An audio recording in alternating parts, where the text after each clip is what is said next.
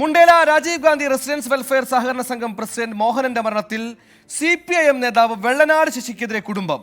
മോഹനൻ CPIMൽ ചേരാത്തതിൽ ശശിക്ക് വൈരാഗ്യമുണ്ടായി എന്നാണ് കുടുംബത്തിന്റെ ആരോപണം. മരണത്തിൽ സമഗ്ര അന്വേഷണം വേണമെന്നും കുടുംബം പറയുന്നു.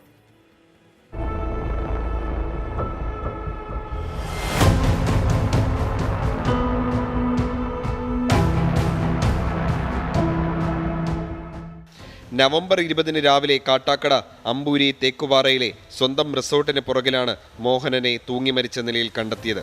മോഹനന്റെ ഉടമസ്ഥതയിൽ 2 റിസോർട്ടുകളാണ് ഇവിടെയുള്ളത്. നിക്ഷേപകർക്ക് പണം തിരികെ കൊടുക്കാത്തതിനാൽ കോൺഗ്രസ് ഭരിച്ചിരുന്ന മുണ്ടേല രാജീവ് ഗാന്ധി റെസിഡൻസ് വെൽഫെയർ സഹകരണ സംഘത്തിൽ ഏറെ നാളായി പ്രതിഷേധമുണ്ടായിരുന്നു. സഹകരണ സംഘം രജിസ്ട്രാറുടെ അന്വേഷണത്തിൽ 34 കോടിയുടെ തിരിമറി കണ്ടെത്തിയിരുന്നു. ഇതിന് പിന്നാലെ ഭരണസമിതി പിരിച്ചുവിട്ടു. കേസുകളെ തുടർന്ന് മോഹനൻ ഒളിവിലായിരുന്നു. പ്രാദേശിക കോൺഗ്രസ് നേതാവ് കൂടിയാണ് മോഹനൻ. പിന്നാലെ ബാങ്കിലെ നിക്ഷേപകരെ വെള്ളനാട് ശശി ഇളക്കിവിട്ടുവെന്നും കുടുംബം ആരോപിക്കുന്നു. വെള്ളനാട് ശശിയും പിന്നെ ബാങ്കിലെ 4 ജീവനക്കാരും ആൾക്കാരുടെ പേര് അച്ഛൻ്റെ ആത്മഹത്യക്കുറിപ്പിലുണ്ട്.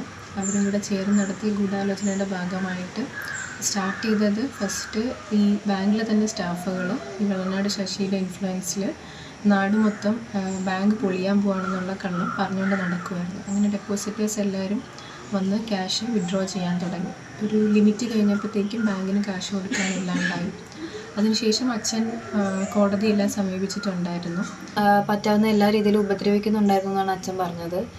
അങ്ങനെയാണ് ഈ രാജീവ് ഗാന്ധി ബാങ്കിനെയും ടാർഗറ്റ് ചെയ്ത് തുടങ്ങിയെന്നാണ് എന്നോട് പറഞ്ഞത്. മോഹനന്റെ ആത്മഹത്യാക്കുറിപ്പ് നേരത്തെ പുറത്തുവിട്ടിരുന്നു. കുറിപ്പിൽ ശശി അടക്കമുള്ളവരുടെ പേരുകളുണ്ട്. 24 തിരുവനന്തപുരം.